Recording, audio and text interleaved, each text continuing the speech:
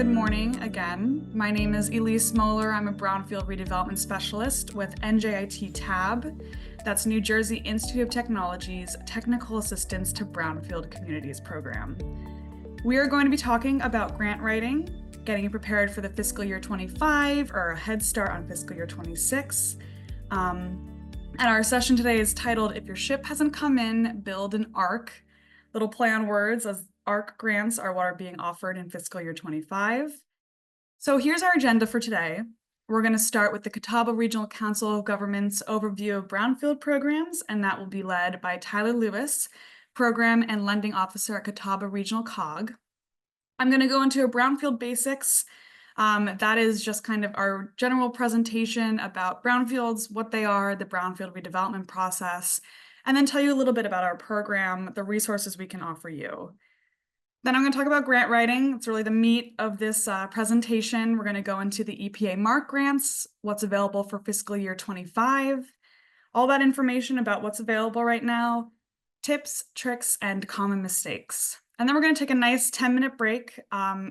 There's no time on that right now, just because we're running ahead, running behind. I don't want to, put a time limit on it. So we'll figure out when we're reconvening then. And then Nicole Rogers with US EPA, she's the Region 4 Brownfield Coordinator. She's going to be going through the EPA Brownfield grant process. And at the end, in the scene of Halloween, we were going to be summoning our NJIT TAB grant gurus. That's going to be Sean Vroom, the Executive Director of NJIT TAB, and Kaylin Bruno, Director of Environmental Services at NJIT TAB. And with that, I'd like to pass it over to Tyler. Thank you, Elise, and I just want to say thank you on behalf of the folks here in South Carolina that have been actively assessing projects throughout the state. Thank you for setting this up. Thank you to NJIT for being willing to partner, and also EPA and all the folks who are involved in this process that help us to have impact across the state with what we do. So as Lisa mentioned, my name is Tyler Lewis. I'm with Catawba Regional Council of Governments out of Rock Hill, South Carolina. We're at the top of the state, right up in the middle, right below Charlotte, North Carolina. And we've had a relationship with our local Department of Environmental Services for the state for the past 20 years through the Brownfields Revolving Loan Fund. And what that has led to is our organization getting involved in both the assessment side of the program. On a regional level, we've written our own EPA grants, and on top of that, we've had a statewide effort that I'm going to talk to a little bit for just a few minutes to give a background to folks who may not be located in South Carolina with the project that's been going on. And what all of this work has led to is localities, regional organizations, nonprofits, folks thinking about going up for Brownfields Assessment Grants. And so last week, I was able to get a preview of this presentation, and I got to tell you, the information that's been put together, the time that's been put into it is fantastic, and it's a resource that we would have loved to have had our first time out of the gate going up for a grant, because so much of what we do is, the issue is in your town, but how do you write the grant to address that? And I'm really excited for today. Thank you for taking the time to be here. And with that, we will, let's go to the next slide, please. This is a program. What you got in front of your screen is a statewide effort that Catawba Regional was sub-awarded from our local Department of Environmental Services to run on behalf of all of our councils of governments within the state. There are 10 councils of governments within the state, including us. And it's a $1 million sub-grant award that we've done. And we had to allocate it. We took this $1 million and figured out, based off of poverty and population, where the projects were, where the high impact would be. And we allocated this $1 million. This is solely for assessment across each of the 10 regions that the COGs cover. We try to do a pretty equal distribution model there. What was the purpose of this fund? You may ask. When we were thinking about putting this together and structuring the program, we were really looking at areas within the state that may have had no brownfield assessment work done at the time, or might have a single project that may not be competitive in an EPA grant writing project. And so when we were thinking about how do we make sure that we're doing sites that address the needs that we've gotten the state and the local regional economy may have for these sites, we came up with five differentiators, five rankings to look through. And so each of the councils of governments have gone through this with all of their properties. When they look at a site, they look at the potential for economic redevelopment opportunities, identifying and eliminating environmental hazards on the site, as well as the potential to redevelop that property for public benefit and use. That's either putting that back on the tax roll, turning it into a park, making it an asset again to the community, and of course eliminating slum and blight in the community, and as well as where is that property located? Is it in a low to moderate income area or rural community? We wanted to make sure we were impacting that. So if you'll go to the next slide, please. What that has turned into is 48 different sites across the state of South Carolina. You see the map there, 26 total counties. We've got 46 within the state that the COGS cover in total, and over 1,000 plus acres that have been assessed through 60 environmental reports issued. You'll see that a lot of these areas, some are consolidated within the regions, and each of these regions of the COG areas are eligible for EPA Brownfields grants. They also have localities that are eligible for those. And so what's come out of it is a push to try to consolidate these projects into grant applications. And so that's where this webinar comes from today, is helping to set that toolbox up to make these competitive, to continue the work, because the sun will set on this program as we know it in August of 2025. And in a lot of ways, it's been a capacity building as well as moving projects forwards individually, but it's also been a capacity building aspect that we didn't necessarily anticipate from this.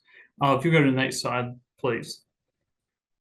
The other thing, I mentioned this earlier, this is a relationship that we've had with Department of Environmental Services. Catawba Regional serves as the fund manager for their Brownfields Revolving Loan Fund. This is another fantastic asset to the state. They can lend to these brownfield redevelopment. You see in front of you where those projects are. In total, we've done 29 different loans and sub-grants throughout the state. We just passed 15 million in that fund being dispersed or lent since it was formed back in the early 2000s. So we're really excited about that. And if you don't know much about the program, there is a fantastic benefit to this of loan forgiveness. If you're a nonprofit or a locality borrower there, we can forgive 50% now of the loan amount for a total of up to $500,000. That's a game changer for our public bodies as they're looking at redeveloping these properties, because they're able to come in and they're able to cut their cost of cleanup basically by half through a low interest loan, and it's readily available money as well. So these are two programs between the assessment and the Brownfields Revolving Loan Fund is EPA capitalized, and we got our start by doing EPA assessments and looking at EPA programs, and we've had some great success in the state, and the South Carolina Department of Environmental Services has as well. If you go to the next slide, please. This is just a map of the consolidated image of the SC Best, the current statewide assessment program that we've got that's capitalized through the RLF as well as the RLF itself. And so we anticipate this to grow. One of the things that we're looking at in our region, we're trying to, right now, brownfield sites are pretty much in a list. They're in Excel files. And so how do you map those? How do you make them a use when you're thinking of tax credit development, high impact development, distressed area development? And so this is starting that project to really build the capacity to be a resource as folks are looking to move forward with these projects, either through grant funding with EPA or through developer public-private partnership relationships. So that is all that I have. And at this point, I'm going to turn it back over to Elise, I believe, but she's going to walk through the Brownfields grant tips and trick process, what goes into these grants when you're writing them with narrative to be competitive. And I'll tell you from our experience, these are just highly individualistic grant applications. You put a lot of information in 11 or 12 pages, and having your key buzzwords in there and information that you don't necessarily think that you need to have, whether it be health records from an organization. That the first one that we did, getting feedback from, we left a lot out. It's more than just the property itself, it's the community around it that you're writing about. And so thank you again for being here today. We've enjoyed the work that we've done statewide. We look forward to continuing it. And each EPA grant helps us to continue this work throughout the state. And it will eventually turn into more projects that can use the local resources that are provided through the Brownfields RLF or through the statewide assessment program. So with that, I'll turn it over to you, Elise. Great. Thank you, Tyler. Yeah, Catawba Regional COG is a great resource. Thank you for going into the South Carolina specific resources available, your wealth of knowledge as well. Next slide, please. Here's our Brownfield basics. This is going to be just a brief presentation going into the general ideas of brownfields. So with that, I'll go into the next slide. Now, to understand why we have so many of these sites, we're going to jump back to the 1700s, 1800s, and early 1900s to the Industrial Revolution. Our small towns, our cities, our counties, they all contributed to the industrial productivity. And there are plenty of sites around the state, around the country, that served as factories, mills, manufacturing facilities, such as the Rock Hill Buggy Company, formerly the Holler and Anderson Company that was built in 1892, or the Lancaster Cotton Mill. Operations at textile mills, chemical manufacturing, machinery shops, tanneries, leatheries, and so on. They typically used large amounts of chemicals and petroleum products. Now, chemicals were spilled from trains during loading and unloading, drums were knocked over, substances seeped down floor drains, and thus hazardous substances seeped into the ground. The common practice of getting rid of the waste at the time was basically dumping it out the back door, whether that's into a nearby river, maybe burying it on site, creating a man-made pond and just dumping it there. And this practice of waste disposal and uncontrolled spills really continued until the first environmental laws came about in the 1960s. And ironically, it was this, among some other factors, that prompted an economic shift. So these industries, these factories, warehouses, mills, rail yards that were once a huge part of the economic fabric either moved out of the state or they became obsolete. But the abandoned industrial sites, as well as the soil and water contamination, had remained. Next slide, please. So brownfield sites not only include the standout industrial buildings, old factories from the Industrial Revolution, but also buildings like this former dry cleaner, an abandoned mall, and this former Gulf station. Non-industrial brownfield sites can include closed gas stations and auto repair shops, former dry cleaners, vacant commercial properties such as convenience stores, and dump sites. These smaller businesses typically used and handled chemicals. Maybe they stored them in their back storage rooms. And the buildings can be considered brownfields based on the nature of the materials built with them, or they were built with, such as asbestos or lead-based paint. Next slide, please.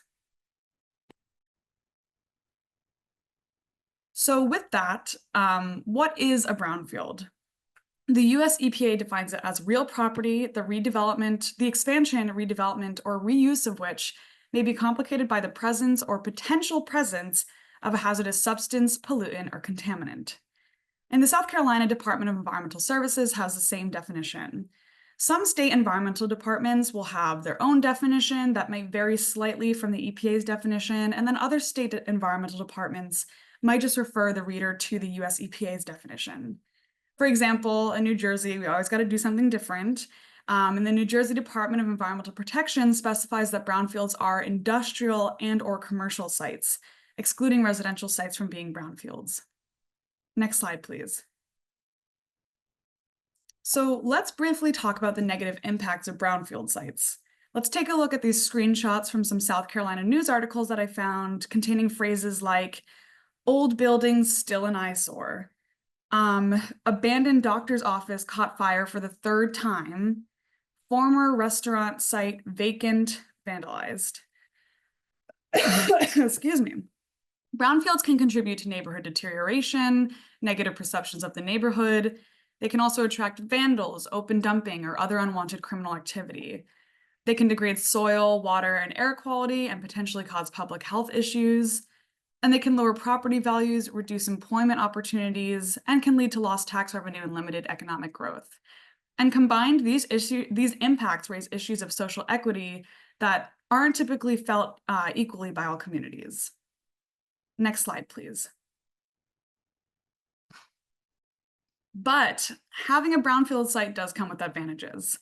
Many of these sites are located along waterways and rail lines or central roadways and interstates, as well as within central downtown areas like the top left picture, making their locations advantageous for redevelopment. Many already have existing infrastructure like utility and sewer lines, or they may hold historical and architectural significance. I don't know about you guys, sometimes I drive past or walk past these beautiful buildings that are boarded up with gorgeous stained glass window or some really detailed woodwork on the outside, and I just think, oh, what a shame. Next slide, please. The brownfield sites hold many advantages and their opportunities to be redeveloped. So simply put, when we clean up brownfield sites, we improve the environment by removing contaminants and pollutants. If you could just click once for me, Fatima, thank you. And then click again. Redeveloping brownfield sites can improve a community's economic conditions by catalyzing economic development, creating jobs, increasing tax revenue, as well as diversifying the local economic base. And our third point, redeveloping brownfield sites helps to improve social equity in many different ways, including by removing health and safety hazards, removing eyesores and improving overall community appearances, alleviating fears and worries, and also transforming the properties into community-needed uses like recreation, schools, affordable housing, healthcare facilities, and so on. The potentials are really there. Next slide, please. So there is a generalized process to brownfield redevelopment, and here we have listed the different stages using a tomato plant metaphor. The most foundational stage here is planning. This means assembling the team of people on your project, identifying funding options and sources, and engaging with stakeholders, partners, and your community. Like most challenges, you really need to get your arms around the scope of the problem at hand, and this is one of the most important steps to the success of your project, as many things can change throughout. Activities like engaging the community, securing funding sources, and building partnerships all need to happen at the beginning, but throughout the lifespan of your project to help it grow happily and healthily. Then your qualified environmental professional will walk you through the site assessment and investigation, as well as any remedial investigation and cleanup that needs to happen. Site assessments can include phase 1, which is a report consisting of desktop research on the historical and current structures and operations and potential contaminants at the site, as well as a phase 2 environmental site assessment, where a professional will take samples of the media such as soil, air, and groundwater to determine if there is any contamination, what kind of contaminants are present, and how much contamination there is, if any. Then you remediate the site or clean it up to regulatory standards. This can include, but is not limited to, excavating or removing contaminated soil, capping or laying down asphalt or concrete to isolate contamination, or pumping and treating groundwater. It's important to note that most of the time, these sites are not going to be 100% cleaned up. There's usually some residual contamination at the site that does not represent a significant concern to the health of the environment or humans. And then finally, the site can be redeveloped into something that can improve the environment, economy, and social equity in the community, like the examples I gave in the last slide. Next slide, please. So you might be thinking those steps aren't free. I like to say free 99. The general steps of planning for, assessing, cleaning up, and redeveloping your brownfield sites all come with a cost, and most counties and municipalities don't have the capacity or the funds to cover all of those costs. Therefore, it's pretty important to promote private sector interest for successful projects. It's critical to know where to find funding, how to secure it, and how to apply it to your project. Brownfield projects are funded by multiple sources that may include grants, loans, tax incentives, to name a few. But the key to successfully funding a brownfield project is the ability to bundle those multiple sources, which is commonly referred to as the funding stack. Fatima, if you could click once for me. Like the stack of pancakes. The various funding resources that you've identified most likely will only apply to a certain phase or task along the way, only apply to a certain element of your project, and maybe it's only available at certain times of the year. So going back to planning, having a solid redevelopment plan is critical to gaining or applying funding resources. Lots of money falling down your screen. Now, I know it's a lot of information and a lot of steps and factors to consider, but NJIT TAB is here to help. The New Jersey Institute of Technology's Technical Assistance to Brownfield Communities program provides free technical assistance to state, regional, county, tribal, and local government entities, as well as nonprofit organizations that are interested in learning about, identifying, assessing, cleaning up, and redeveloping brownfield sites in EPA Regions 2 and 4. And at NJIT TAB, we help through our Brownfields Academy, Brownfield Community Engagement and Educational Forums, and our one-on-one technical assistance. Next slide, please. So the first that I mentioned is our Brownfield Academy, which is available on our website at njit.edu/tab. You can also scan our nifty QR code. There you can find recordings of past webinars, how-to videos, news, upcoming events, as well as resources like funding sources and federal and state contacts. Additionally, we do have successful grant applications on our website, which really does come in handy during this grant season. Next slide, please. So the Brownfield Community Engagement Educational Forums is the second main way that we provide assistance. Here we can do Brownfield Basics workshops, which is what I'm doing right now. We can make it as short as 10 minutes and as long as an hour, even longer. Grant writing workshops, we'll get into the grant writing portion of this session as well. Community workshops and webinars on Brownfield specific topics. Maybe your community is more interested in learning how to do a Brownfield inventory or grant writing. Breaking Brownfields is a really fun event. I have a lot of fun with it. I like to call it a Shark Tank, but laid back, not as scary. So it's basically a panel of experts will, of attorneys, consultants, and so on, will provide feedback to communities that present about their brownfield projects and their challenges. And it's really, really helpful for all people in the room. And then the interagency working group is the same thing, but the panel of experts is limited to federal and state government representatives. Then we have brownfield summits as well as conferences. Next slide, please. We also provide free one-on-one technical assistance, which to me is really the bread and butter of our work. And we really do try to tailor this to your specific community's needs. If you need an answer to your brownfield questions, give us a call. If we hear from you once and never again, no problem. But if you want to chat with us on a weekly basis about your brownfield projects, any challenges or questions that you have, we're here to help.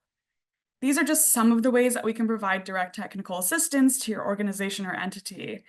And I also want to mention, we will have a slide on this later on, but NJIT TAB also provides free grant reviews to help you build stronger applications if you choose to pursue EPA Brownfield MARC grants, which is very important for this time of year, as the EPA Brownfield grant application deadline is in a couple weeks. I don't know how, it's almost November.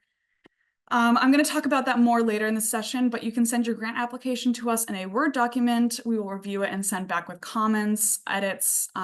You can take a look at it and choose to incorporate it if you want to. You can even send it back to us if there's enough time. And again, all of our assistance is free. That includes the community engagement, what's available on our website, and the one-on-one technical assistance. Next slide, please.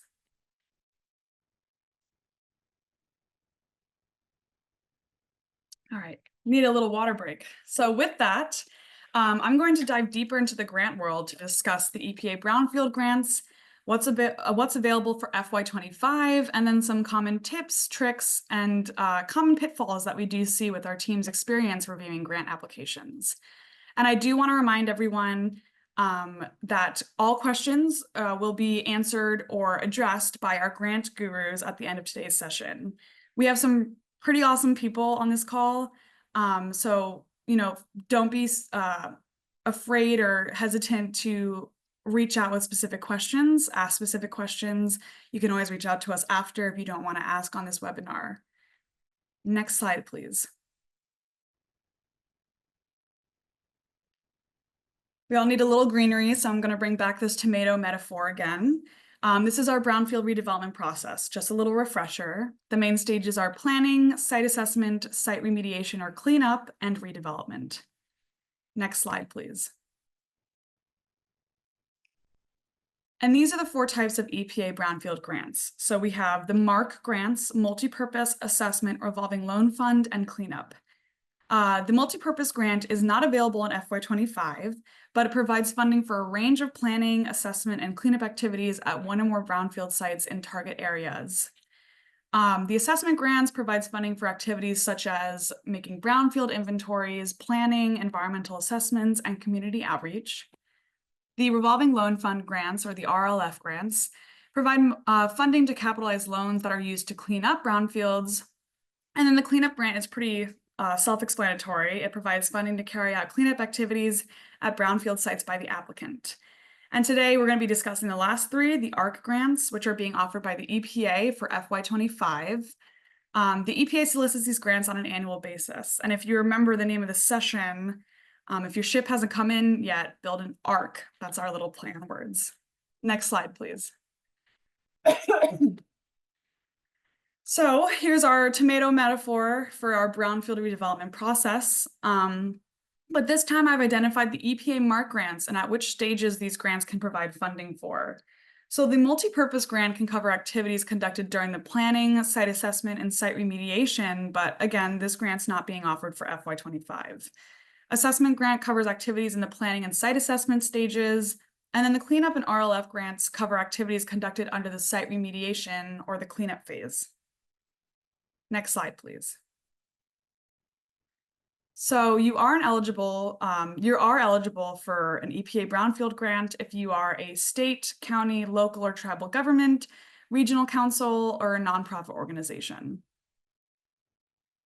Next slide, please. Take a look at this table. I'm not going to go, row by row, but the EPA has made several funding options available this year, and the projected number of awards that they're offering to help address the different stages of the brownfield redevelopment process.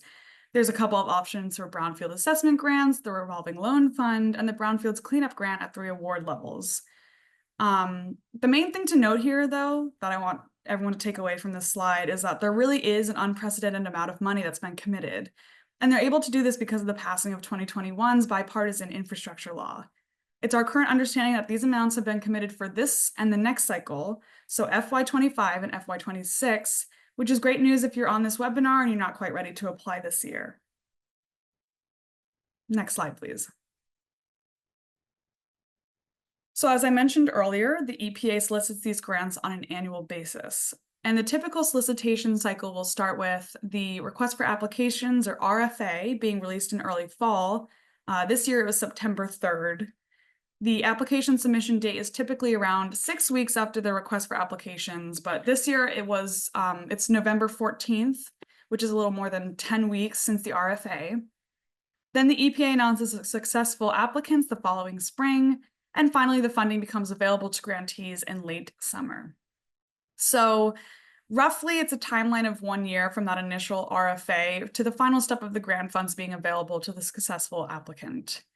We're going to talk about more with common tips and tricks, mistakes in your grant writing process to help you get through this. Next slide, please. So the Brownfields Assessment community-wide grants this year are offered to up to $500,000 with a 4-year performance period, or up to $2 million for states and tribes with a 5-year performance period. As community-wide implies, you'll be looking at several sites within your inventoried area to perform assessments. These are your preliminary assessments and site investigations, roughly equivalent to phase 1s and phase 2 ESAs, and your remedial investigations. You can also allocate funds to site reuse planning like market studies and revitalization plans. In the same sense, the Brownfields Assessment Coalition Grant covers the same direct costs as the Assessment Community-Wide Grant. However, the coalition grants can provide up to $1.2 million in funding for a 4-year performance period.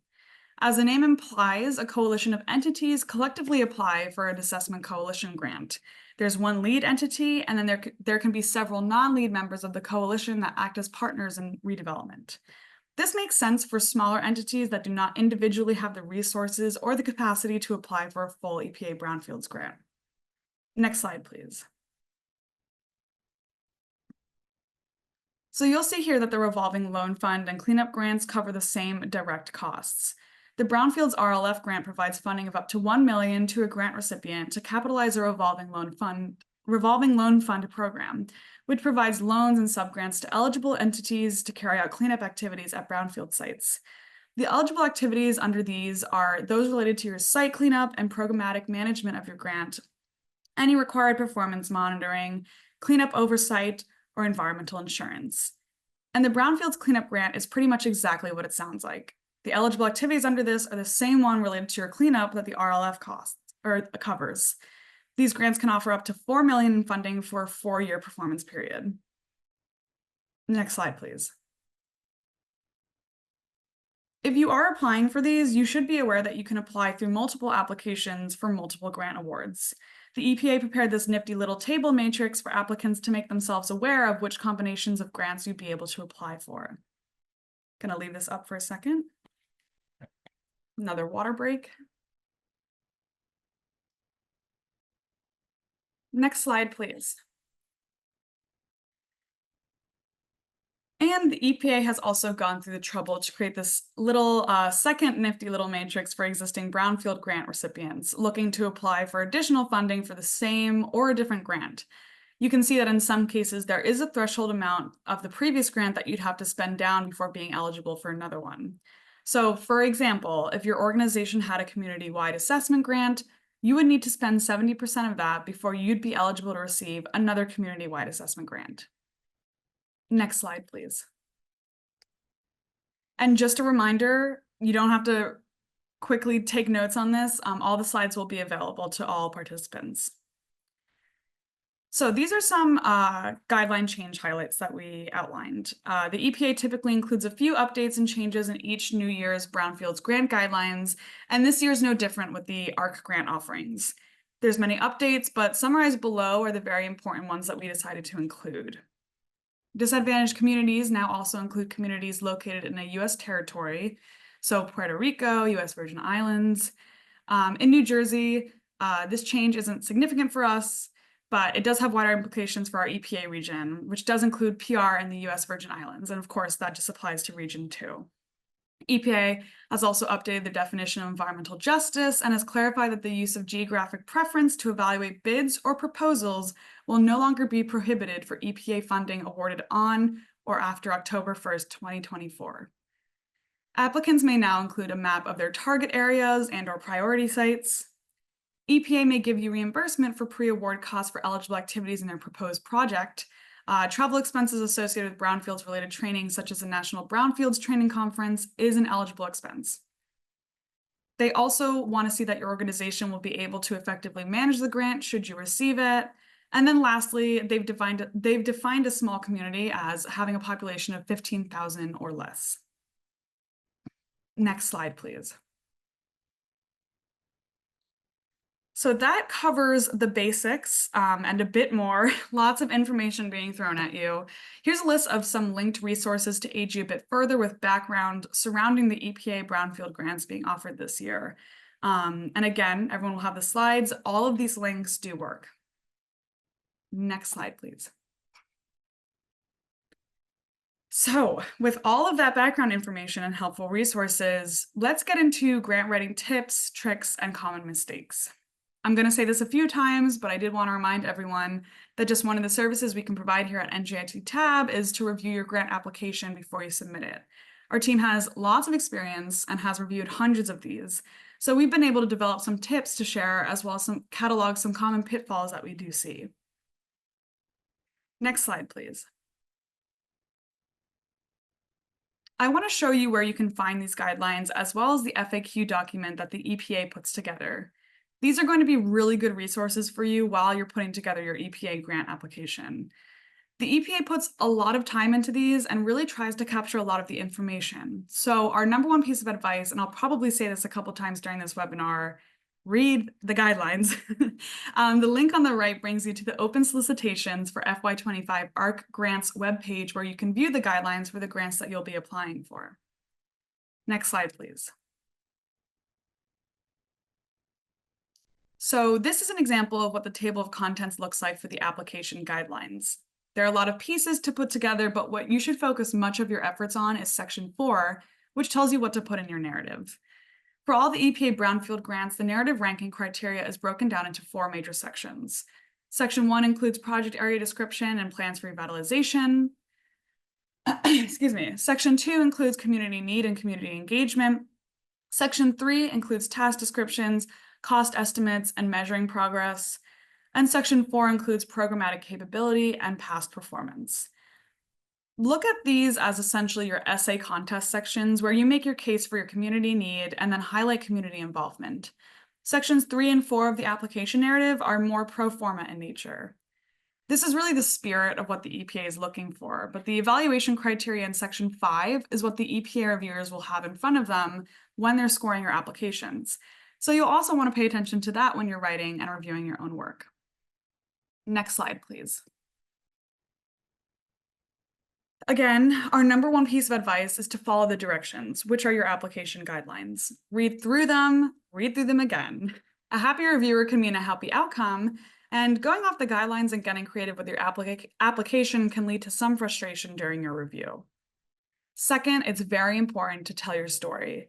Decide what that story is, how your community is different from other applicants, and how your project is different. Ordinary does not get funded.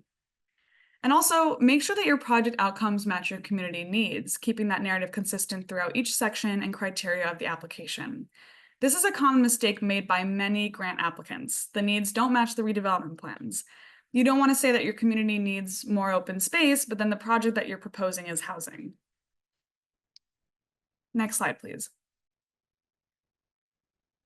Let's take a look at the guidelines themselves and the individual pieces that you need to put together. Section 3B, highlighted on the table of contents, is the threshold criteria. This is pass or fail, meaning if you don't pass one of these 15 things that they're asking for here, your application will not move on to the next step in their review process. So you really want to pay attention to this criteria and make sure that you're addressing everything they're asking for. You want to make sure that your project is eligible, that if you have an existing grant, you've expanded it to the level that they're requiring. If you performed the environmental assessment required for cleanup applications or cleanup grant applications, and have you complied with the EPA's requirements if you've already brought a contractor on board, plus many more things to take into consideration. You want to address every single instruction and guideline in your application. If it doesn't apply, say that, but do not skip it or leave it blank. We worked with a nonprofit organization in a rural area that did not receive a grant award for FY24. And when they were going over their application with the EPA reviewer, the reviewer said that they skipped over some information, some data that was requested in the guidelines, such as asthma rates or childhood cancer rates. The nonprofit representative had responded that, we barely have developers in this town, let alone someone coming in and going door to door or visiting hospitals and urgent cares to collect such information and data. This is valid. Sometimes your community just doesn't have the capacity or requested data, but if that's the case, you still need to mention that. In this nonprofit's case, they should have stated that there is no such data for their community instead of skipping past the criteria completely. Next slide, please.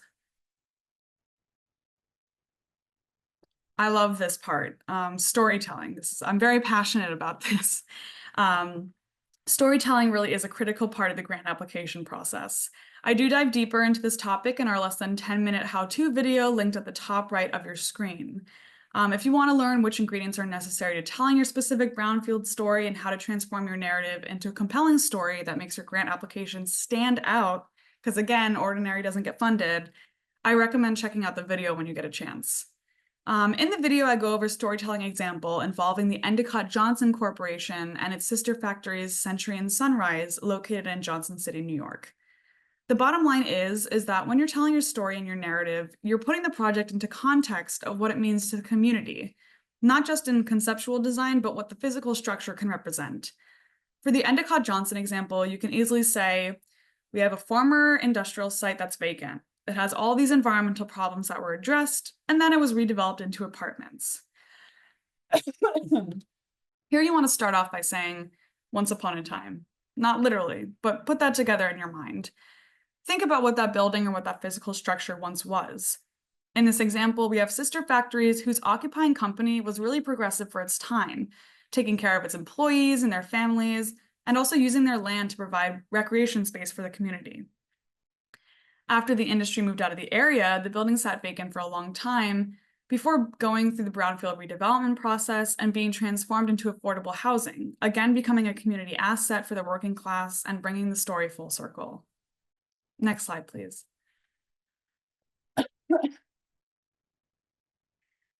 Oh, it started playing my video. I had a haircut then. So Section 4E narrative ranking criteria is really the meat of your application. When we're talking about storytelling, this is where it happens. It's broken into 4 sections or 4 criteria as we talked about, and we're going to give you tips for all 4 of these. After each criteria, I'm going to walk through some common grant applications for that grant application mistakes that we also see for that section. Next slide, please. So the first criterion is the project area description and plans revitalization. You're introducing the reviewer to your community and what's going on, what the challenges are, and what do you hope to achieve. You're going to define your geographic boundaries, which is going to be something like either your municipality or the county. The EPA used to refer to this as a jurisdiction. Make your geographic boundary as large as reasonable because it's going to define the project area for your grant. So if you decide to do a brownfield inventory and you realize that some of your brownfields land outside that geographic boundary, you're not going to be able to include that in your scope of work. So the bottom line, allow yourself some breathing room here. Your target area is a specific area within your geographic boundary, such as neighborhood, improvement districts, census tract. Other examples can be waterfront area, industrial district, corridors, community gateway. Make sure to define the target area, and I'm talking get specific. You need to say that it's bound by such and such street to the west, Filler Avenue to the north, this river to the east, and then Choo-Choo Railway to the south. Quantify all possible brownfields within the target area, and then describe your priority sites. Why those sites? What's around them? Are there schools, playgrounds, vulnerable populations? What's the impact to them? And what criteria did you use to identify them? Next slide, please. Now, for the section that we just went over, there are some common mistakes that grant applicants will make.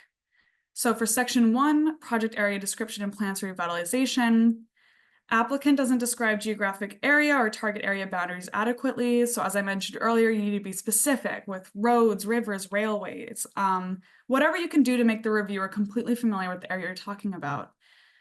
Remember that it's likely that your reviewer has never stepped foot in your company or your community, so paint that picture for them. Applicant confuses geographic area with target area.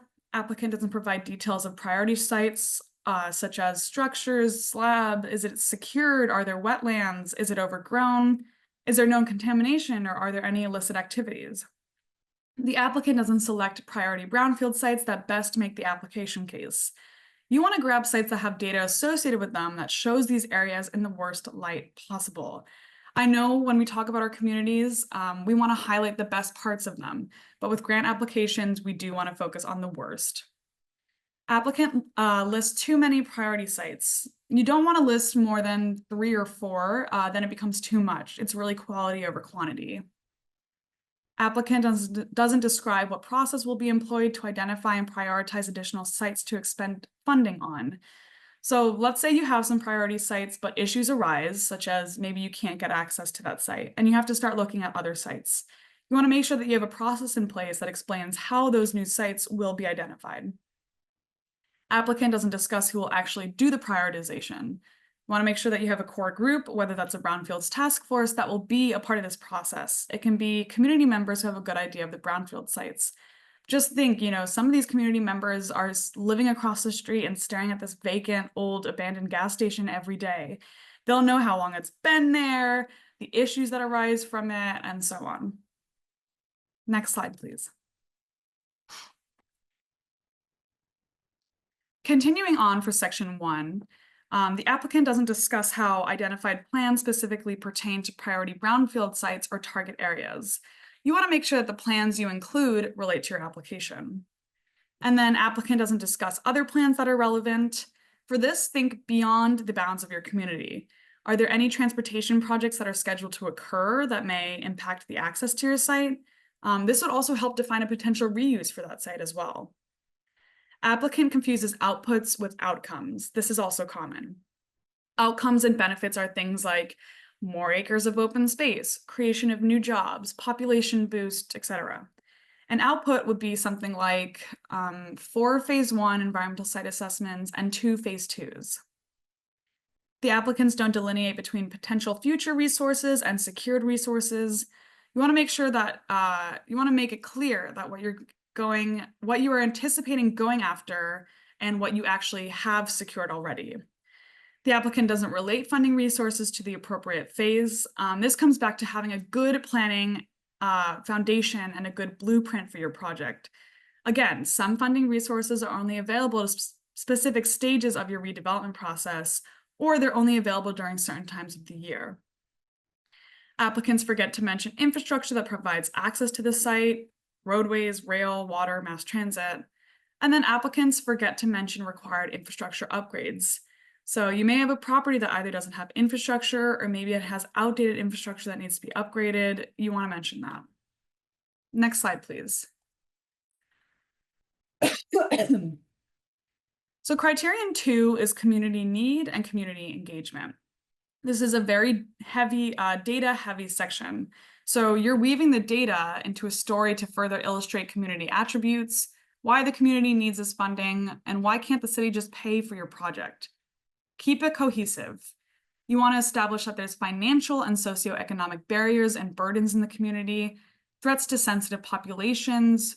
Who are those sensitive populations? And what are the social, environmental, health, and economic data that show those indicators and tell the stories of the challenges that are facing the community? Next slide, please. So there's several sources of data that you should consider to identify and support your target area. I won't go through all of those listed here, but I just want to mention 3 that are very useful for high-level identification of areas that suffer a disproportionate level of environmental burden. And these are the EPA EJ Screen, EPA EnviroFacts, and CGEST, or Climate and Economic Justice Screening Tool. These tools are fairly user-friendly, and the advantage of them is that they draw on multiple sources of data to highlight those underserved communities, and I recommend checking them out for your application. On top of that, the EPA does have some really good resources on how to access or use some of these tools on their website. Next slide, please. I'm not going to go through every single one of these. I'm going to leave it up for a second, but I provided you with a list of some data sources along with their URLs so that you have a good place to start.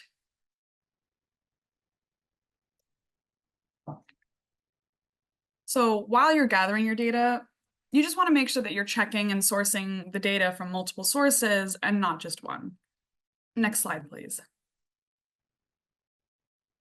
So for that criterion, we have some other common mistakes that we see. The applicant forgets to mention burdens to entities' budget that prohibit funding the project. This can be climate change events like hurricanes, flooding, policing vacant sites that have illicit activities that have a strain on the budget. What burdens does your community have to endure that really puts a pressure on the budget so that you can't just fund the project on your own and need EPA funding? Applicant doesn't quantify statements regarding health and census data. Again, you can't just say that your community has a high rate of heart disease or cancer. You have to justify that claim with factual data and sources. Applicant forgets to discuss exposure pathways related to priority sites. You want to make sure that you have a good connection between brownfield contaminants and exposure of individuals in your community. My colleague Joe had a great webinar on this from early 2024 that discusses common brownfield contaminants and exposure pathways, and it's available on our website. Applicants many times forget to mention how this project will remedy those threats and EJ issues, so just make sure that that's covered as well. Don't skip over that. Next slide, please. We're continuing on with section 2, common mistakes that we see. Applicants make mistake of going for quantity versus quality of partners. You don't want or need to fill the page and have 8 partners listed, and 8 of them are doing community engagement. You want to diversify what roles they're going to play so you're not stacking the deck with one responsibility. You want to make sure that you have a wide variety of resources that these different partners can offer. Applicants tend to have redundant roles, goes back to what I just said.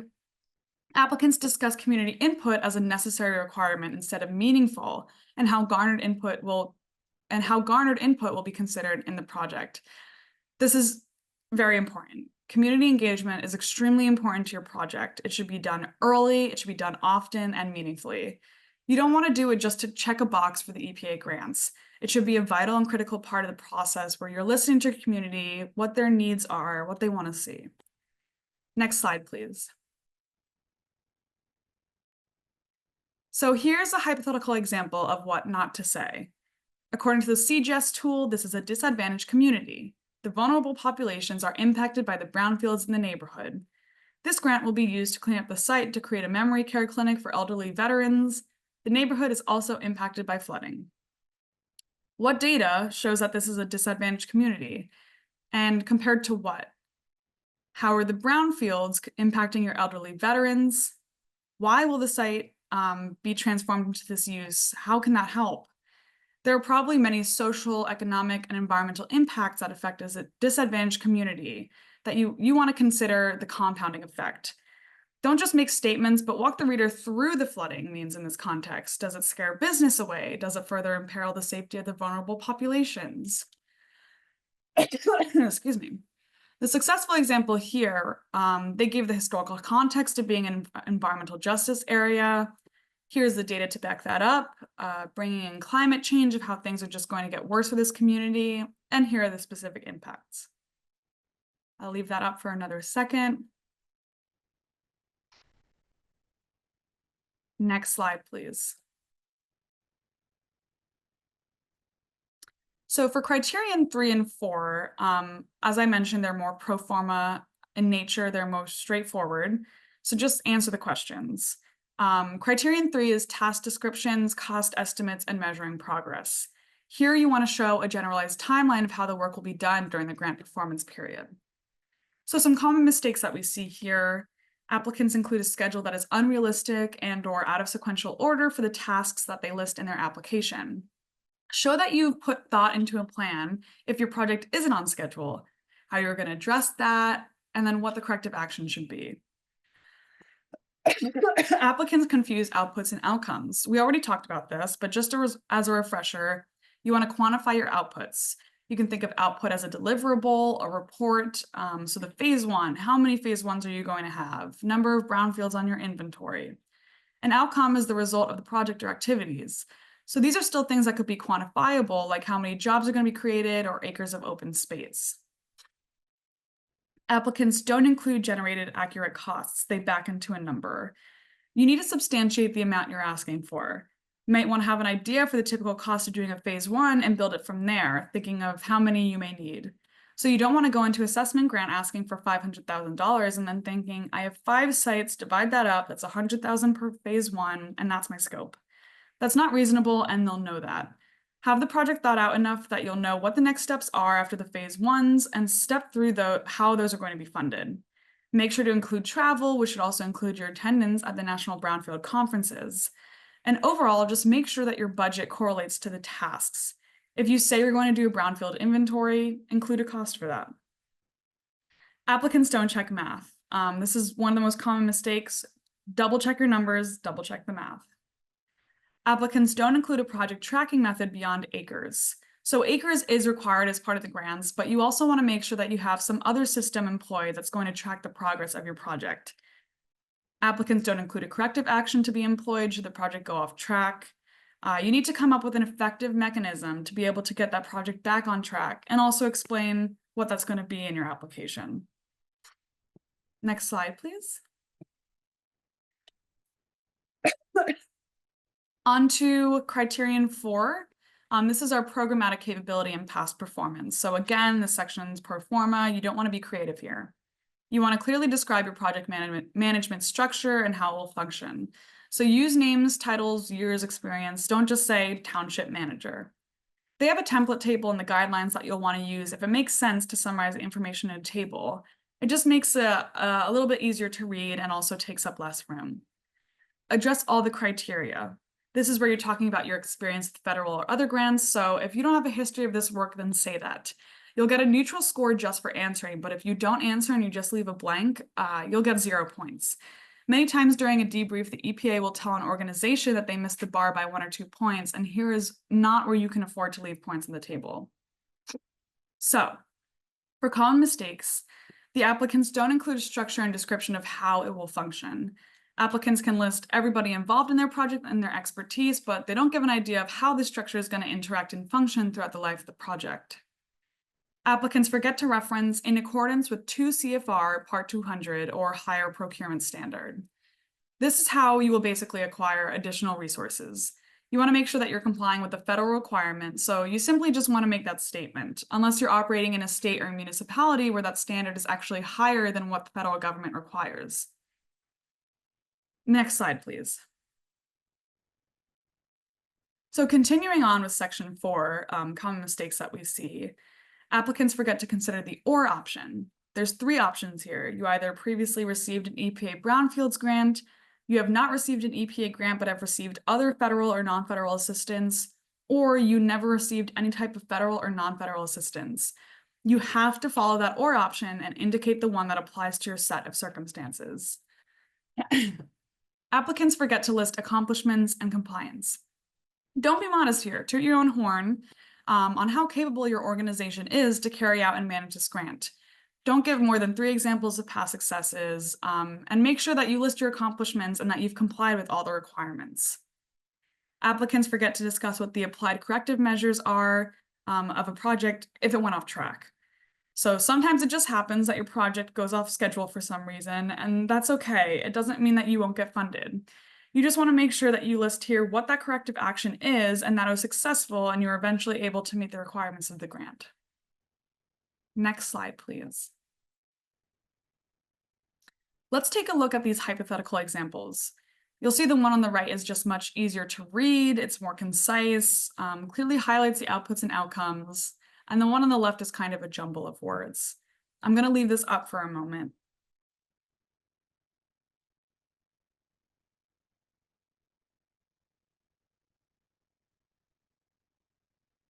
All right. Next slide, please. These are just to summarize our grant application common tips mistakes section. We want to go over some helpful tips that we'd like to outline. Number 1, read the guidelines and resource materials thoroughly. Follow the guideline outline, don't get creative. Use tables when appropriate, save space, it's easier to read. Don't skip questions because you don't have information or data. Do not add hyperlinks to data or other information. This is big. A lot of time when sourcing data, people will use hyperlinks, but just know that the EPA cannot click the hyperlinks. They cannot leave reading your application. Get one person to edit the application and get someone who knows nothing about the project to review your application. If you hire a consultant, make sure that they tell the story you want told. So one thing that I want to highlight with those last 3 bullets is if you get someone who knows nothing about the project, nothing about the community, to review your application, and maybe that person has questions at the end of review, your EPA reviewer is going to have questions too. So that's a really helpful thing. And that brings me to, next slide, please.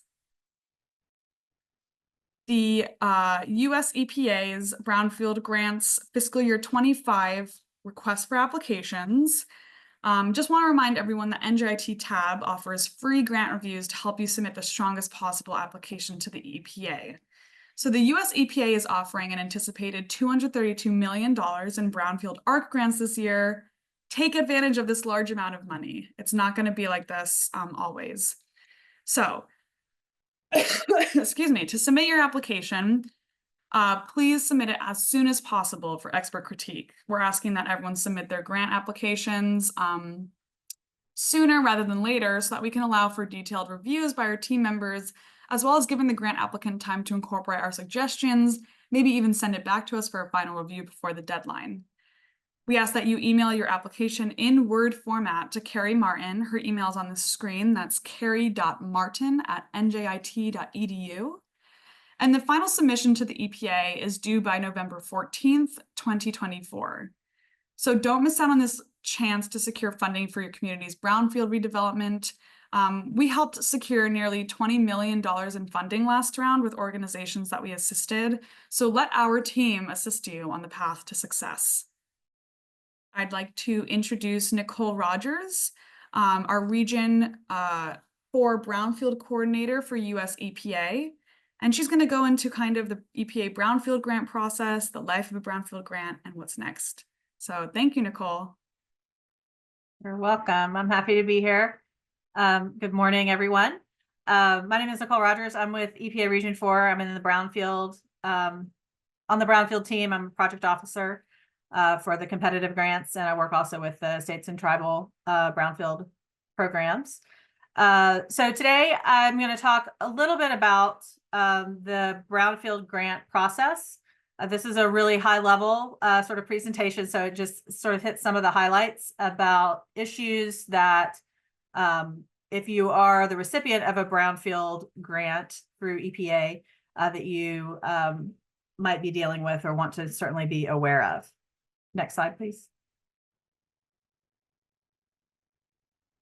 So the very big picture of the Brownfield process, at least how we sort of view it from the federal perspective, is really composed of sort of three different parts. The first is if you performing assessment activities, which essentially will tell you whether or not you have in fact a brownfield. So brownfields, as defined by EPA, are properties where there's contamination or the perception of contamination that is a barrier to redevelopment. So the first sort of area where we're able to assist communities is with the assessment process, and those are primarily through our assessment grants and our multi-purpose grants, where you actually have the opportunity to figure out what contamination may exist, the extent of that contamination, the type of contamination, and begin sort of planning for how you might ultimately redevelop that property. Depending on the level of contamination and the requirements of the state, the second part of the process, the cleanup or remediation of that contamination, if it's found on the property, is sort of the second step in the process of brownfields. And again, we have funding opportunities through EPA to assist communities with cleanup and remediation of those brownfield properties that they're interested in redeveloping. And then the last component, and of course the goal really of the brownfields process, is to get to redevelopment. So some sort of beneficial reuse of properties that will help the community achieve its goals and improve quality of life for its citizens. And while EPA Brownfields does not offer grant funding directly for the redevelopment process, we have a variety of technical assistance and other sort of direct contractual assistance that we can offer in the area of redevelopment, which can help to address some of those comments that were just made in the chat about what some of the biggest barriers to brownfield redevelopment are. And so again, while it's not direct funding, I'll touch on just briefly some of the technical assistance opportunities. So from an EPA perspective, we really try to assist communities and help with each of these components by a variety of different means. Next slide, please. So again, just sort of a summary of how Brownfields supports communities. Of course, we offer grants, assessment grants and cleanup grants in a variety of different forms. Those are available to eligible entities, which are primarily units of government, so communities, counties, cities, states, and also nonprofit organizations are primarily the eligible entities for the assessment, cleanup, revolving loan fund, and multi-purpose grants. But as I mentioned before, we also offer technical assistance. NJIT, who's hosting this event or co-hosting this event, is one of our technical assistance providers. So they are grant funded through EPA to provide technical assistance to brownfield communities or communities that are interested in brownfields or have any questions. We also offer direct technical assistance through EPA, primarily around the redevelopment component of the brownfield process that I mentioned before. That is our land revitalization technical assistance. If anyone has any interest in that, please reach out to our office. We have a land revitalization coordinator that can help provide assistance about your project. And in some cases, if your project is selected for assistance, we can actually have contractual support and provide that directly to the community for a market analysis, let's say, or conceptual site design, things like that. We also offer targeted brownfield assessments. Again, this is a direct technical assistance out of our regional offices. This is assessment work that can be provided via a relatively simple application for an individual property within a community that a community is interested in ultimately redeveloping. So we can actually come in and have our contractors do phase 1 and phase 2 assessments to sort of get that ball rolling and maybe create an opportunity for an application for a cleanup grant in the future should there be contamination found at one of those properties. And we also have a lot of different tools and resources about our grants, about the different types of technical assistance on our website. So there's a lot of reading to be done about brownfields and opportunities to assess, clean up, and ultimately redevelop brownfield properties. So hopefully in one of these ways is something that might be of interest to you all and where we can provide some assistance for your community. Next slide, please. So if you are the recipient of a brownfield grant, congratulations.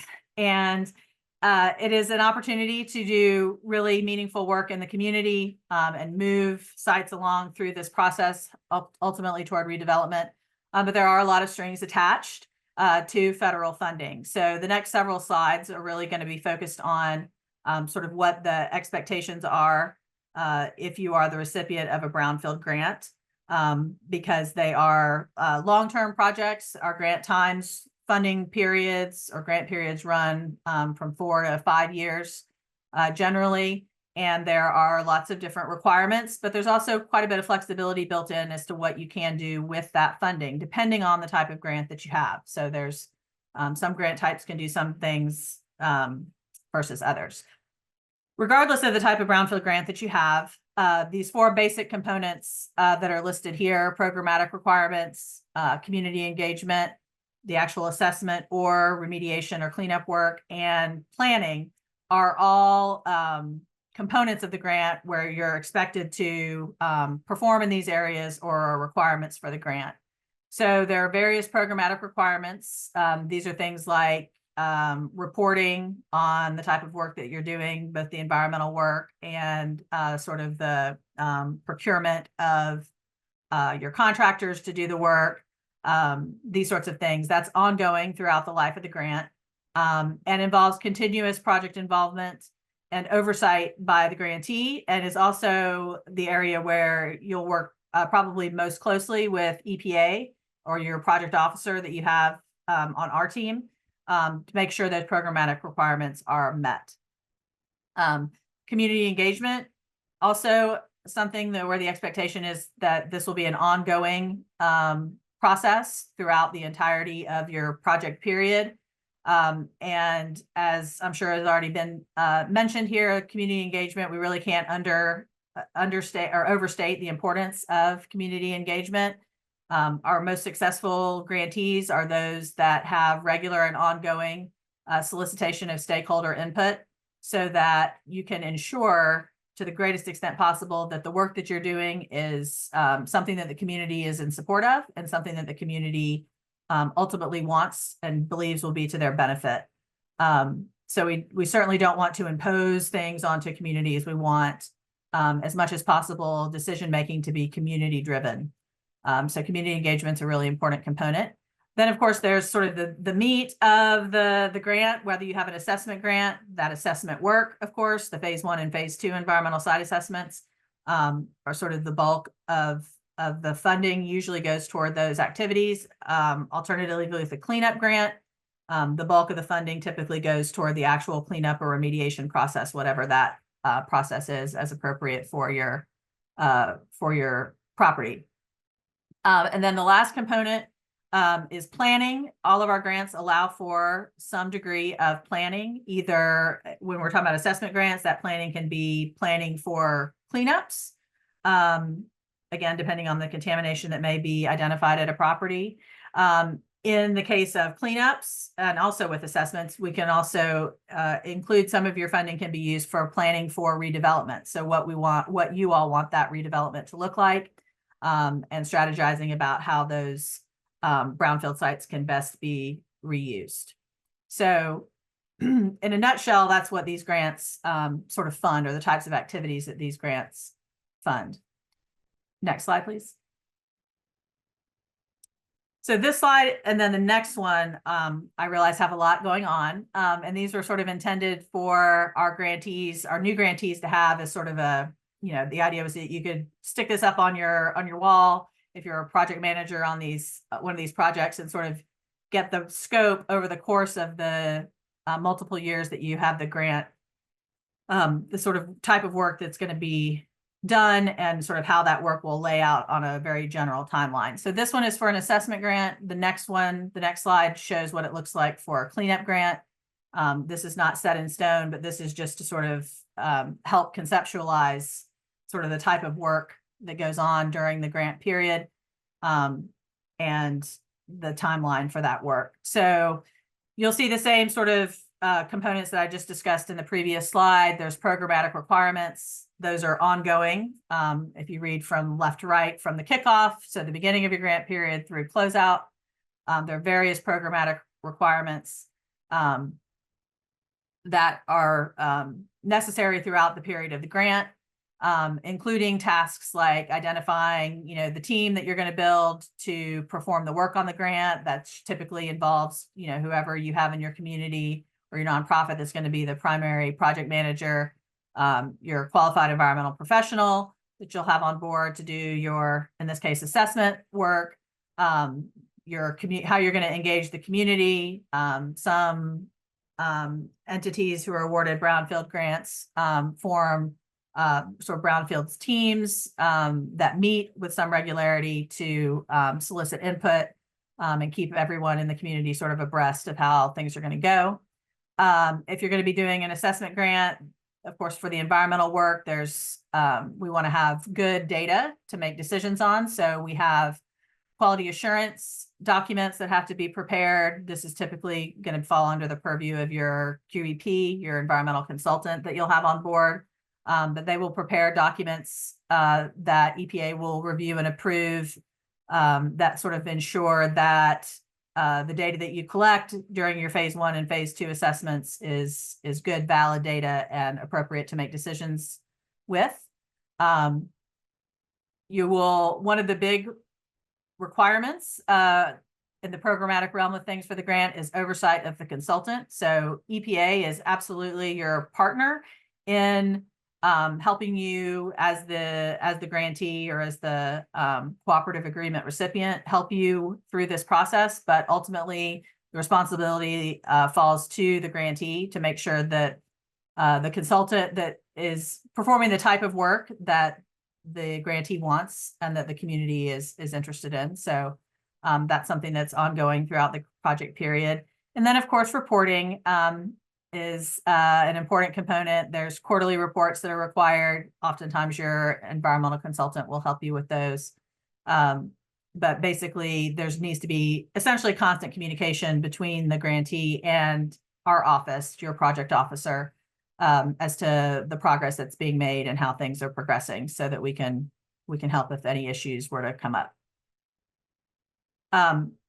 Briefly, community engagement important. That's why the bar goes all the way across the screen here. That should be an ongoing effort on the part of the grantee to make sure the community is engaged, and that is throughout the process. That can be including, having folks weigh in the community on sites, brownfield sites that they would like to see investigated, with the assessment dollars that you have. as well as the results of those investigations, and then input into perhaps, planning and how you might want to move forward on these sites. For assessment grants, typically we see phase 1 assessments occurring earlier on to help identify brownfield sites that may need additional work. And then phase 2 assessments sort of start filtering in, a little further on in the grant. However, if you already have, sites that need phase 2 assessment work, and this is work where we actually go in, or your consultants will go in and put, holes in the ground, take samples, that sort of thing. That can occur earlier on. So really anytime in the process, but this is just sort of a generalized view. And then I mentioned planning is also an eligible activity, something that you can use grant funds for. Typically with assessment grants, we see that more toward the end of the grant period, where the planning dollars start getting spent. Again, that's just contingent on, what the results are from the phase 1 and phase 2 assessments on the various properties. So a lot going on here. If you want to go to the next slide, please. This is essentially the same process, same information, just laid out for cleanup grants. So you can see some of the different components here. Programmatic requirements are ongoing, community engagement, oversight of the consultant. Those things haven't changed. However, the timing of when you might do sampling, when most of your cleanup dollars might be spent, typically we see that spent, a little later in the project period, because they're, it takes some initial time to get those projects up and running. And with planning, that may be something that occurs a bit earlier in the project period for a cleanup grant. Doesn't have to, but sometimes there's an opportunity to sort of start looking forward as you're finalizing the plans for cleanup. So again, these are just sort of big picture, lots of information, but hopefully helpful to get sort of the mind going about how you want to proceed through these different grant types. Next slide, please. So a few other important things, and I can't emphasize enough. The notice of award, if you are the recipient of a Brownfield grant, is the most important document that you will have regarding the grant. There's a lovely first page on the notice of award that lays out basic contact information, recipient name, who your project officer is, who your grant specialist is. The amount is on there, which is always a nice number to see, and other sort of basic information. However, there are lots of other pages attached to your notice of award. Those are the terms and conditions, and those are very, very important as well. So to keep in mind throughout this whole thing is that this notice of award is a legally binding document. So we issue the award. I think you have 21 days to respond. If you don't respond, we assume that you've accepted the award, and we move forward. So you don't really have to do anything once you receive it, but it is legally binding essentially at that point. Either you're going to draw down funds, or like I said, if you don't disagree with the award within 21 days. So you're legally bound, and we will work together again in partnership to sort of see this grant through. Next slide, please.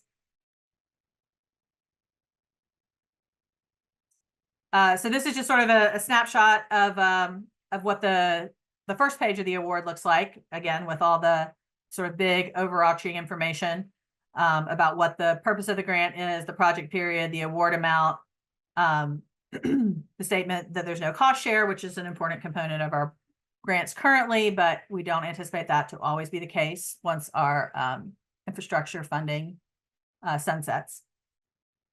But these are, you may notice if you receive this, that it's a cooperative agreement. So we talk a lot about grants and grantees, but technically the funding that you receive in the from EPA for brownfield work is a cooperative agreement, which means that EPA and through our project officers are heavily involved in what goes on in your grant.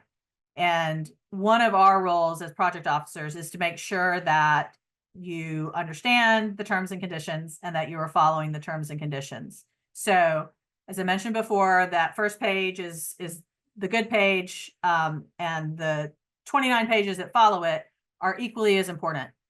So if you are the recipient of a cooperative agreement for Brownfields for EPA, please, please, please, as the grantee or the awardee or the CAR, the cooperative agreement recipient, make sure that you read all of those pages because they all apply.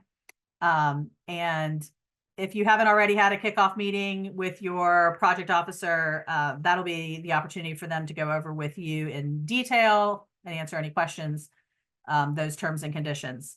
I'm going to hit a few of the highlights here. Next slide, please.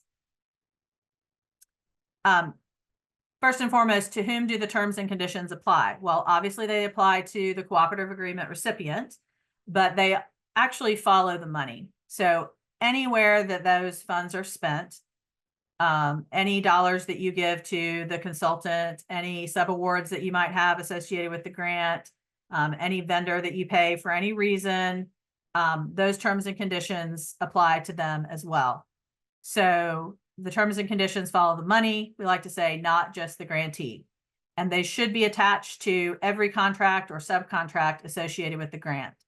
So everyone who is doing work that is supported by money from this grant or from this cooperative agreement should be aware of what the terms and conditions are, and they are subject to them. They are apply to everyone that works with the grant, and ultimately as the grantee or the cooperative agreement recipient, the responsibility for making sure that those terms and conditions are followed by all of the contractors or subcontractors is you. So it is a big responsibility.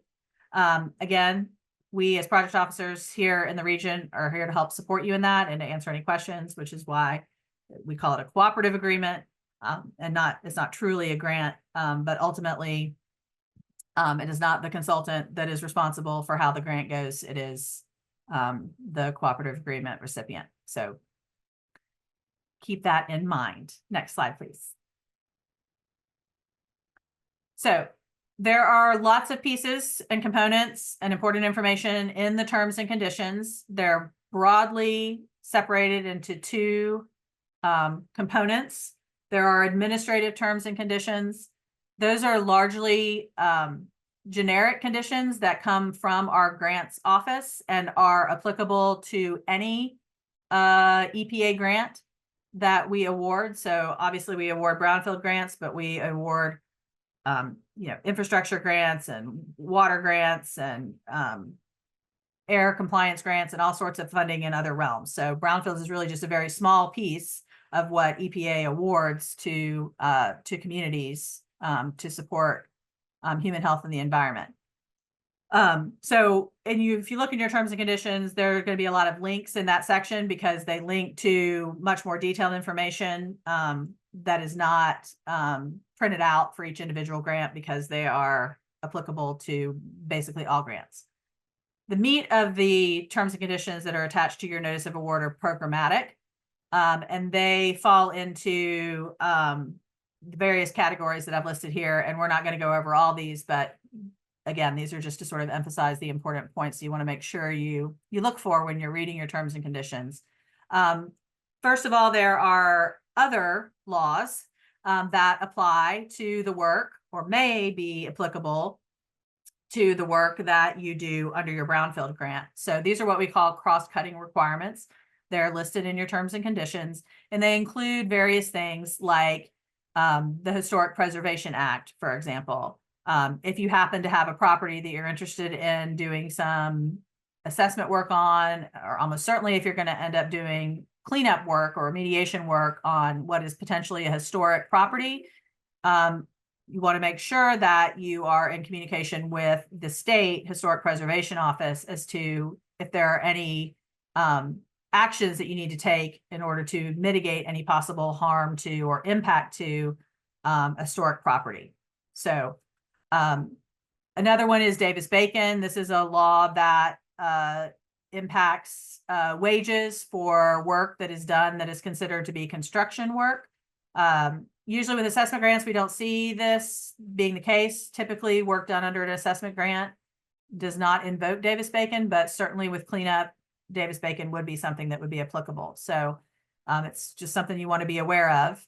Endangered Species Act would also fall under these cross-cutting requirements. So there's a variety of other laws that still apply to the type of work that you may be doing under your Brownfield grant. Again, their terms and conditions will lay that out for you in more detail. And if you have questions about whether Davis-Bacon applies in a particular situation, or you have concerns that Endangered Species Act may be applicable, you want to work with your project officer on that.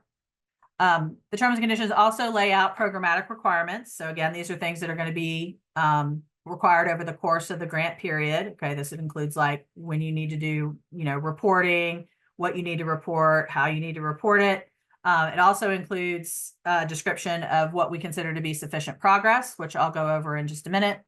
We have milestones that are set by our grants office and by our programmatic office, our Brownfield headquarters office, as to what we consider to be sufficient progress on the grant. We'll talk a little bit about what substantial involvement is. That's what our role, EPA's role is in your grant, and then eligible costs. Administrative requirements, these again come from EPA at large, and some, very few, are specific to the Brownfield program, but they're laid out in your terms and conditions. There's information about your assessment or cleanup work plan requirements that are laid out in your terms and conditions, and rules around contractor procurement and site eligibility. All this laid out in your terms and conditions. Of course, we have lots of other additional information and guidance that we can provide you. We have it on the website, around procurement guidelines, sites that are eligible. We have frequently asked questions. And then, of course, your project officer is your primary resource for more detail about those things. And then also laid out in the terms and conditions is payment. So how you all withdraw funds for reimbursement for any costs that you incur that are eligible under the grant. And then there's some information in your terms and conditions about closeout. So closeout, especially at the beginning of the grant, is usually several years down the road. But it's important to keep in mind because there are requirements, really things that you need to keep up with over the course of the grant that are going to be sort of due at the end. So we want you to be sure that you're aware of those. Next slide, please. So this is just an example of this for a multi-purpose grant of what sufficient progress looks like. So this is laid out in your terms and conditions, and these are the sort of the big milestones that where we expect certain activities to have taken place and certain amount of funds to have been drawn down. Again, this is for a multi-purpose grant. Each of the grant types has different requirements for what is considered sufficient progress. So again, you want to make sure you're looking at your terms and conditions. They are not generic in this regard.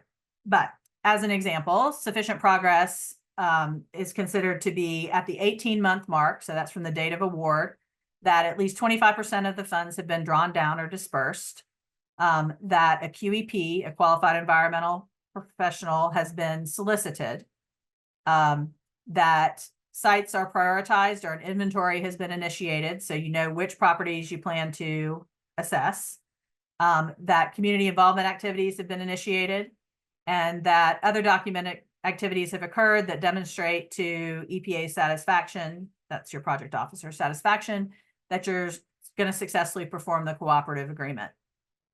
At the 30-month mark, which is the other big milestone, we would consider it to be sufficient progress that at least 45% of the funds have been drawn down, that a QEP has been procured, that assessments on at least 2 sites have been initiated. Again, this is for a multi-purpose grant. And that other documented activities have occurred to demonstrate that to our satisfaction that progress is being made. So likely in the case of a multi-purpose grant, we would probably also have some expectations around a cleanup having begun at one of the properties, but again, it's not here necessarily, but that would be a conversation you'd have with your project officer. So that's a very big picture, sufficient progress. There's sort of smaller milestones within or along the project period that we also have expectations around. And the big one really recently, just to make sure that we have grantees that are performing and likely to successfully perform at the grant, is that we at the regional level expect quarterly drawdowns to be made from ASAP. That doesn't mean that there's not a certain percentage of funding that we expect, but we just expect that there's some work being done and that those funds are being drawn down on a regular basis. So at least every quarter, or at least every 3 months. If sufficient progress is deemed to not be met or being made, then we can implement a corrective action plan, which essentially consists of increased oversight by our office of the work that you're doing on the grant. It's still very much a coordinated effort, and one where we're trying to help, get a grantee back on track. For whatever reason, things come up. You can't get access to sites that you thought you were going to be able to, or eligibility issues arise, or something like COVID happens, or whatever. There's things that occur beyond your control, but we do have the ability to implement a corrective action plan to help make sure that progress is made. And then ultimately, this happens rarely, we can terminate the cooperative agreement before the end date if that should become necessary. So sufficient progress is an important thing to keep in mind. Next slide, please.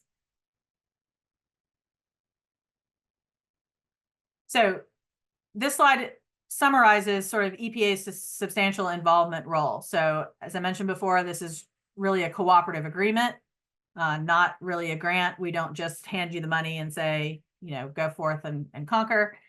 We provide close oversight and are substantially involved in really all aspects of the grant. So that includes our responsibilities of close monitoring of the CAR's performance. So typically, this will come primarily in the form of regular meetings and communications between the cooperative agreement recipient and your EPA project officer.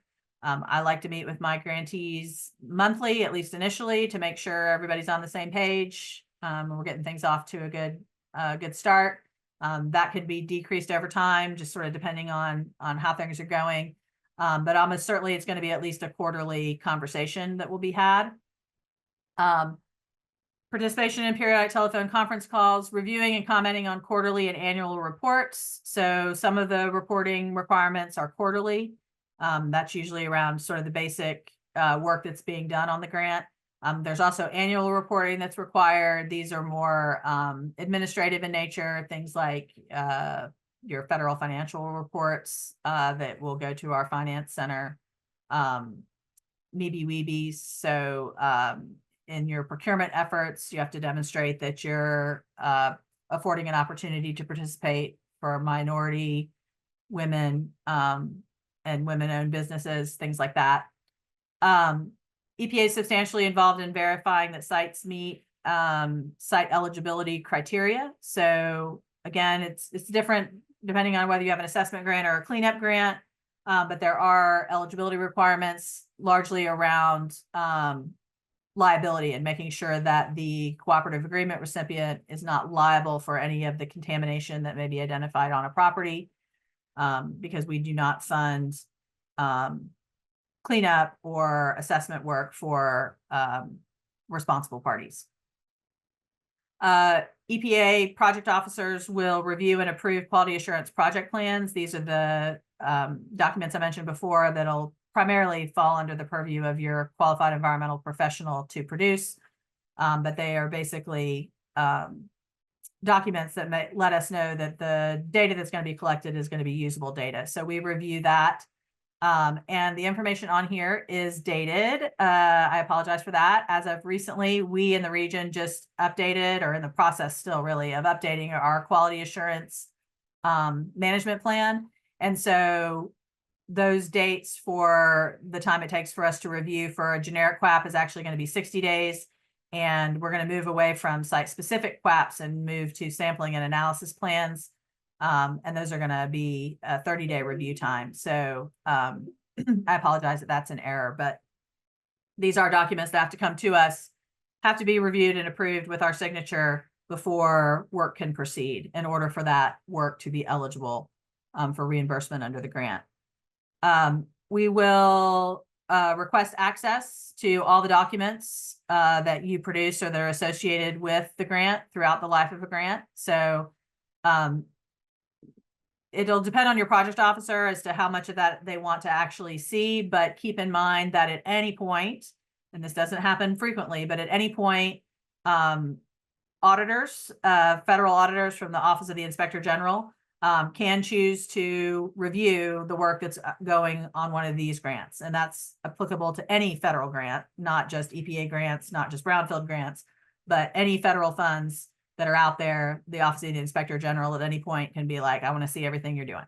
So we will help you keep track of all of that to an extent, but just keep in mind that you need to document everything that you do and keep a record. And most of that will be something that you'll share with your project officer on a regular basis. Ongoing collaboration, consultation, and advice from EPA to the cooperative agreement recipient staff. Again, the most successful grants are the ones where communication is frequent. So we could just make sure things are moving along and you're keeping abreast of all the requirements. And then we also do, on our end, EPA does annual baseline reviews of the work that's going on in your grant that we submit to our grants office. And we can do advanced monitoring if that's needed. That would be part of the corrective action situation that I mentioned previously, but in most cases, that's not necessary. Next slide, please.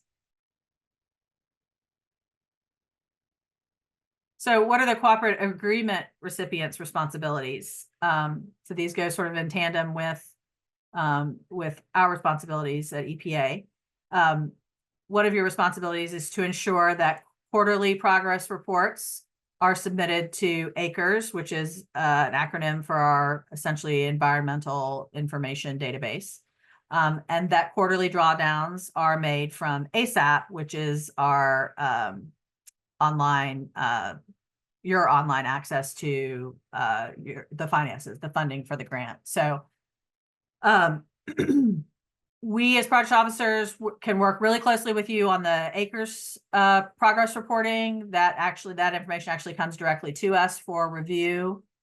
However, the financial side of things is not something that project officers can see directly. So it's something we can help you with or get you in touch with the right person if you're having issues making drawdowns, but it's not something that we can directly go into the system and help walk you through. Regardless, those are both due quarterly. It's also the cooperative agreement's responsibility to maintain records that will enable it to report to EPA on the amount of funds dispersed. Again, this is something that you'll communicate with. It can be fairly informally with your project officer. This information is also going to be part of your quarterly report. You'll report on drawdowns that you've made. We can see drawdowns that you've made on our end to some degree, but I can't emphasize enough the importance of maintaining good records in the event that you were to be audited. Please take it as a responsibility to inform EPA as soon as possible of any kind of problems, delays, or other adverse conditions that you are experiencing. Again, our goal here as project officers is to help you be successful in your grant. So absolutely have what may seem like a difficult conversation to tell us something that there's a problem. We're the ones here to help you work through that problem. So please let us know. There's much less we can do to help if the problem just grows and then we end up hearing about it, or somebody further up our management chain hears about it first. That's not the way we want to approach things. So if you have any questions or concerns at any point, please consider it a responsibility to let us know and to have that conversation so that we can make sure that we can work through it. I mentioned already the oversight of the qualified environmental professional is the responsibility of the grantee. We, of course, as project officers, work closely with the consultants, the QEPs. They're on usually the monthly calls. They're doing a lot of the work that's going on in the grant. But ultimately, they are hired to make sure that you all have, as a grantee, a successful Brownfield grant. So oversight of them is a responsibility of yours. It's also your responsibility to be committed to the schedule, to the work plan, which should have been approved by your project officer in conjunction with your project officer, and the budget. So if any of those things need to change substantially in any way, conversation needs to be had. And then you want to also make sure that you're following up with the project officer on QAP reviews. Those are the quality assurance project plans. Again, that's primarily the purview of the QEP, the qualified environmental professional, but we try very hard on our end to make sure that the grantee is copied on any communications that we have with anything going on with the grant, so that you're aware of what's going on, and that we're trying to meet the timelines that you've set to benefit your community with this kind of work. Next slide. Almost done. A few notes on eligible costs. Again, your terms and conditions are going to lay out specifically what costs are eligible or ineligible for your particular grant. We also have lots of resources online, particularly our frequently asked questions, which if you are a recipient or considering being a Brownfield grantee, please download those. They're really useful documents, provide a lot of information. But here's just a basics eligible costs of what funds generally can be used for with Brownfield grants. So they can generally be used for the inventory, characterization, and remediation of sites. So for assessment grants, that includes primarily phase 1 and phase 2 environmental site assessments. For cleanup grants, that includes the remediation work. You may do, you may be able to fund some additional assessment work with a cleanup grant to make sure that you're, doing adequate cleanup per whatever the state's going to require. But generally, well, really always, assessment grants cannot use funds for cleanup. Like I said, with cleanup grants, you can do a little bit of assessment, but the focus is supposed to be on the remediation portion. None of these grants support redevelopment or new construction or anything like that. So, we can't build a new building with these funds. You can use funds generally to ensure compliance with state and federal laws. So again, if the state requires that you do a wetland survey, for example, before you do any work on an assessment site or a property, then you can use Brownfield grant funds to do that wetland survey, for example. You can use funds to prepare and update an ABCA. An ABCA is an analysis of brownfield cleanup alternatives. And that can be done with assessment dollars. It can also be done with cleanup dollars. The timing of that sort of varies depending on the grant.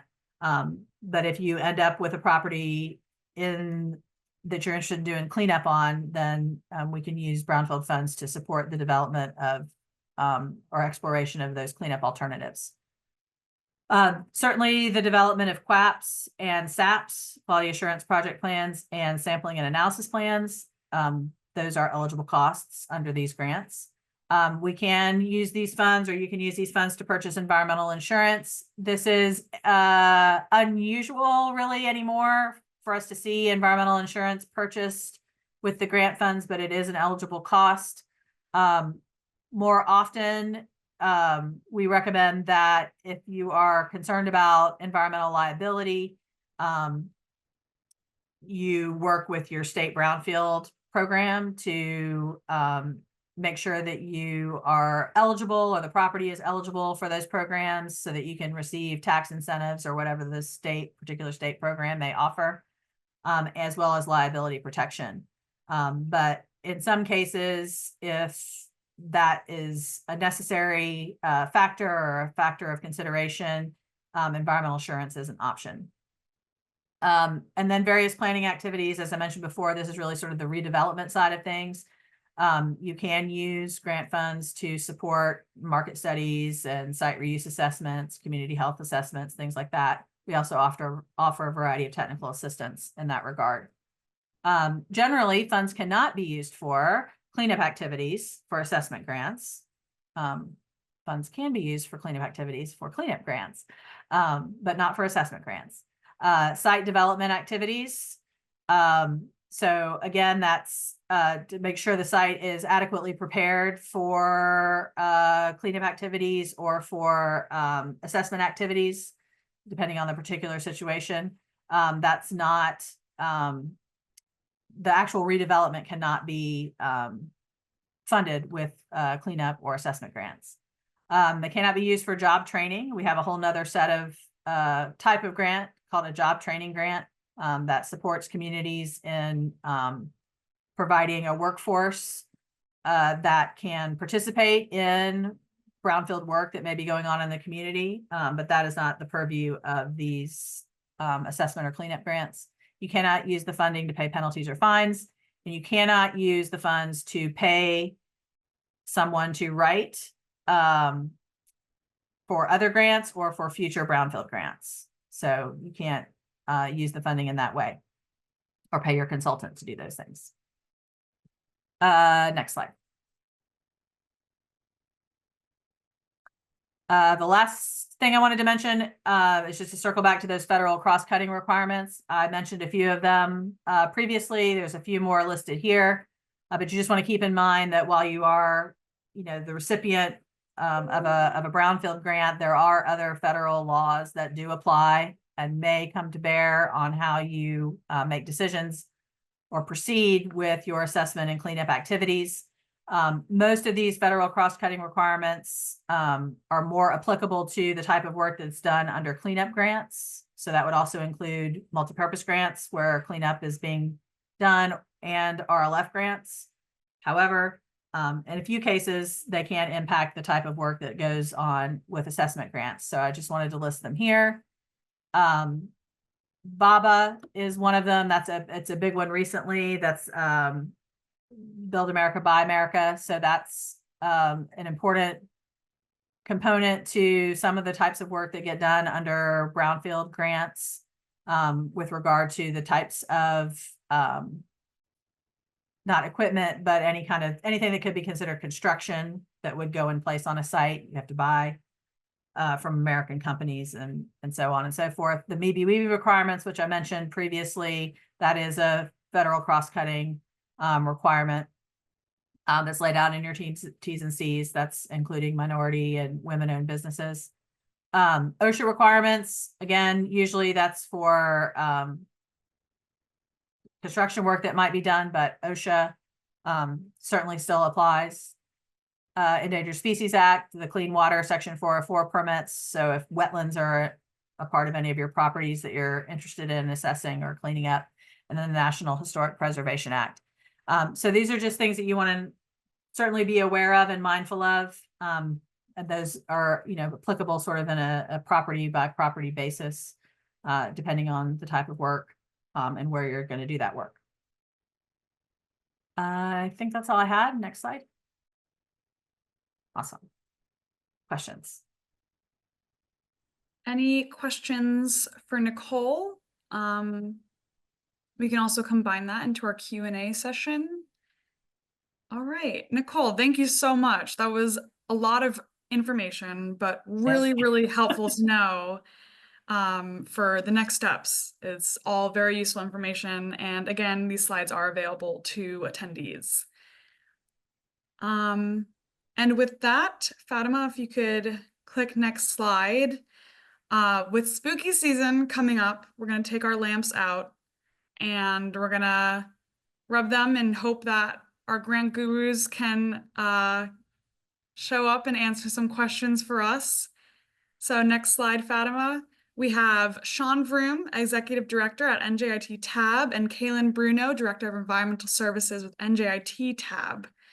Sean and Kaylin, if you could join us. I'm here. Perfect. Thank you. Sorry, I was just going through the people. But welcome. We have a couple questions for you. For the attendees, we have experts in grant writing, grant reviews, EPA Brownfield grants. We have a representative from the EPA who can answer questions about eligibility. We have Tyler Lewis with Catawba Regional COG and lots of resources here. So I recommend taking advantage of these question and answer this time that we have for the next 20 minutes. But for now, Kaylin and Sean, I have some questions for you. L. Privet asks, for a community-wide grant, what would be programmatic pre-award costs? I'm wondering if specifically staff time spent writing the application would qualify? That would have to, programmatic costs, if it was incurred 90 days prior to the award, the actual cooperative agreement being signed. So a big reason I believe EPA has done this is because the National Brownfields Conference is this summer in Chicago. It's in August. And the grant applicants for this year, probably by the time August is around, most of them won't have a cooperative agreement in place, but they'll want to travel and attend the National Brownfields Conference. And because it will occur 90 days, hopefully prior to the actual cooperative agreement being signed, if they are awarded, it would be an eligible cost. Great, thank you. And the same person asked, in defining your area for a community-wide grant, is there a sweet spot for the size area that should be chosen? I serve a 6-county rural area and would like my area to be all 6 counties. So, if awarded, all the activities need to take place within what they call the geographic area. So when you say area, there's actually like 2 areas that you want to include in your grant application. Sorry, I know I'm stepping off camera here. Okay, a little better.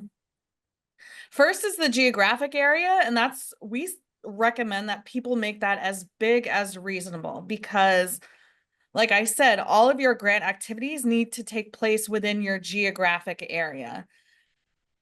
The second area that you want to define is your target area. So this is going to be basically where your priority brownfields are. So this is going to be like more of a neighborhood scale in this example, right? So you have a pretty big geographic area that would be all 6 counties. And then your specific target area might be like more on a municipal scale, or yeah, even a neighborhood scale. But if it's all about how you write it. So if you establish that there are brownfields throughout your entire geographic area, I think that's reasonable. And I've seen that, people take a regional approach.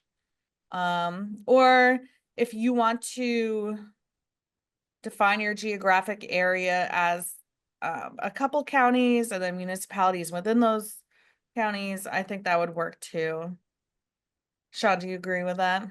Yeah, I mean, it depends on the scale and the scope. I mean, the geographic area, the idea behind that in my mind is that you have your target areas, and that is essentially, those areas that have contained priority sites that have been developed through some good planning.